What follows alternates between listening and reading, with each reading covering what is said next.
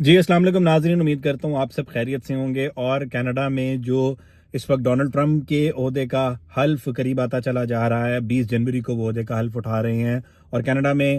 جو political elite اور Canada میں رہنے والے لوگ ہیں وہ اس بات سے کیوں پریشان ہیں، اس پر آپ لوگ بھی نظر رکھ کے بیٹھے ہوں گے۔ تو بات کچھ ایسے ہے کہ جو امریکی صدر ڈونلڈ ٹرمپ ہے، جیسے ہی انہوں نے الیکشن ون کیا اور کینیڈا کے ساتھ تعلقات پر انہوں نے بات چیت شروع کی، تو انہوں نے سب سے پہلے یہ کہا کہ کینیڈا کو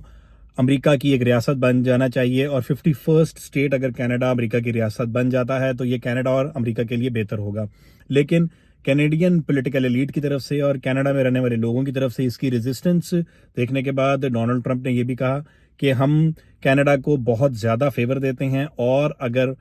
یہ فیور ایسے ہی کنٹینیو کی تو امریکہ کے لیے یہ مشکل ہوگا، اور انہوں نے یہ تھریٹن کیا کہ امریکہ کی بھاگ دوڑ سنبھالتے ہی فوری طور پر کینیڈا کے اوپر 25% کا ٹیرف ہائیک میں لگاؤں گا۔ اگر امریکہ کینیڈین گڈز کے اوپر 25% کا ٹیرف ہائیک لگاتا ہے تو یہ بات اب واضح ہو چکی ہے، اور آج انٹیریو کے جو پریمیئر ہیں، انٹیریو جو کینیڈا کا صوبہ ہے، جو سب سے پاپولس اور سب سے زیادہ آبادی والا صوبہ بھی کہلاتا ہے، اس کے پریمیئر نے یہ واضح کر دیا ہے کہ اگر 25% ہائیک لگا دیا جاتا ہے کینیڈین گڈز کے اوپر تو کینیڈا میں رہنے والے 5 لاکھ لوگ اپنی نوکریوں سے ہاتھ دھو بیٹھ سکتے ہیں، اور ان کی نوکریاں نہیں بچائی جا سکیں گی، کیونکہ جو کینیڈین گڈز جا رہے ہیں امریکہ، ان پر ٹیرف ہائیک اگر لگا دیا جاتا ہے تو اس سے جو پروڈکشن کاسٹ ہے وہ بڑھے گی، پروڈکٹ کاسٹ بڑھے گی، اور الٹیمیٹلی ڈاؤن سائزنگ ہوگی مختلف سیکٹرز میں، اور یہ انٹیریو میں رہنے والے جو لوگ ہیں ان کے لیے اچھا نہیں ہوگا۔ اب جو انٹیریو کے پریمیئر ہیں ڈگ فورڈ، ان کی جانب سے یہ کہا گیا ہے کہ کوشش یہی کی جا رہی ہے کہ امریکہ کی جو ٹرمپ ایڈمنسٹریشن ہے ان کے ساتھ بات کی جائے، لیکن جیسے جیسے دن قریب آ رہے ہیں ٹینشنز ایسکلیٹ کرتی چلی جا رہی ہیں، بے شک وہ کینیڈا کی پولیٹیکل ایلیٹ ہو، کینیڈا میں رہنے والے پہلے سے لوگ ہوں، اور خاص طور پہ وہ لوگ جو کینیڈا کے سب سے زیادہ پاپولر صوبے انٹیریو میں جابز کر رہے ہیں، ان کے لیے پریشانی جو ہے وہ بڑھتی چلی جا رہی ہے۔ البرٹا کی جو پریمیئر ہیں ان کی جانب سے باقاعدہ طور پر فلوریڈا میں امریکی صدر ڈونلڈ ٹرمپ کی ایڈمنسٹریشن کے ساتھ ملاقات بھی کی گئی، اور ان سے بات چیت کرنے کی کوشش کی گئی کہ اس طرح کی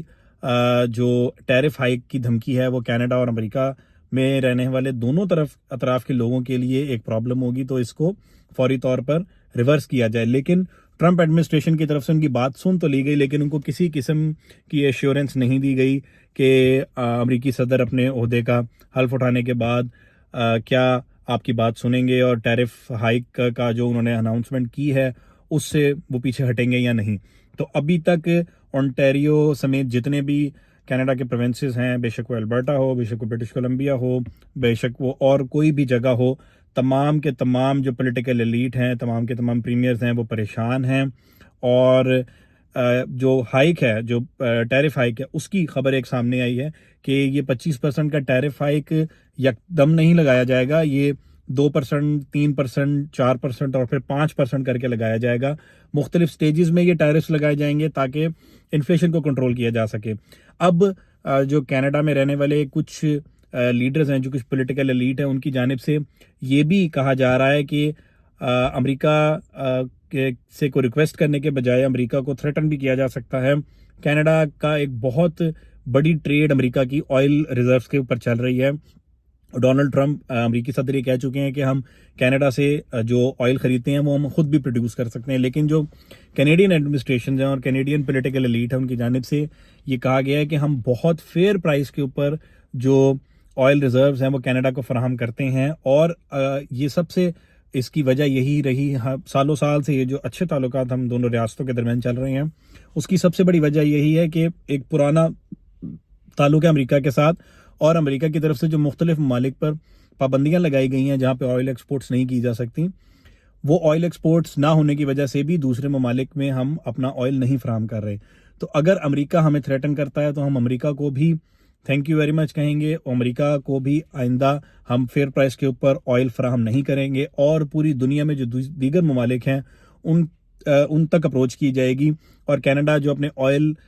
کے جو ریزروز ہیں وہ ان کو سیل کرے گا تاکہ اپنی کینیڈین اکانومی کو بہتر کیا جا سکے۔ اب سب سے زیادہ تھریٹن فیل کر رہے ہیں انٹیریو میں رہنے والے لوگ۔ انٹیریو یہ سب سے پاپولر صوبہ ہے،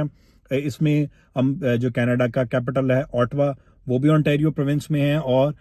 کینیڈا کا سب سے مشہور شہر ٹورانٹو وہ بھی ontario پروونس میں آتا ہے. تو اس میں یہ سب سے زیادہ پاپولس ایریا ہے. کینیڈا کی زیادہ تر آبادی اسی ایریے میں رہتی ہے اور یہیں پر جابس کرتی ہے, کیونکہ یہاں کا ویدر کینیڈا کے ناردرن ایریا سے قدرے بہتر ہے, اور یہ بارڈر شیئرنگ اسٹیٹ بھی ہے امریکہ کے ساتھ. تو اب یہاں پہ رہنے والے تمام کے تمام لوگ بھی پریشان ہیں, اور پولیٹیکل ایلیٹ بھی اس وقت ٹینشن میں آ رہی ہے جیسے جیسے دن قریب آ رہے ہیں کہ 20 تاریخ کو امریکی صدر ڈونلڈ ٹرمپ اپنے عہدے کا حلف لیں گے, اور چارج سنبھالتے ہی وہ کینیڈا کے ساتھ کیا کرتے ہیں یہ اب دیکھنے میں آئے گا. اور جو ڈونلڈ ٹرمپ ہے ان کی جانب سے یہ بار بار کہا گیا ہے کہ کینیڈا کو امریکہ کی 51st اسٹیٹ بن جانا چاہیے, اور ہم اگر 51st اسٹیٹ بن جاتے ہیں تو ہمارے لیے یہ بہتر ہوگا, اور کینیڈا اور امریکہ مل کے ایک جائنٹ دنیا کے سامنے بن کے سامنے ابھر سکتے ہیں. لیکن جو کینیڈا کی پولیٹیکل ایلیٹ ہے, جو یہاں کے رہنے والے لوگ ہیں, ان کی جانب سے ڈونلڈ ٹرمپ کے اس مشورے کو اور ڈونلڈ ٹرمپ کی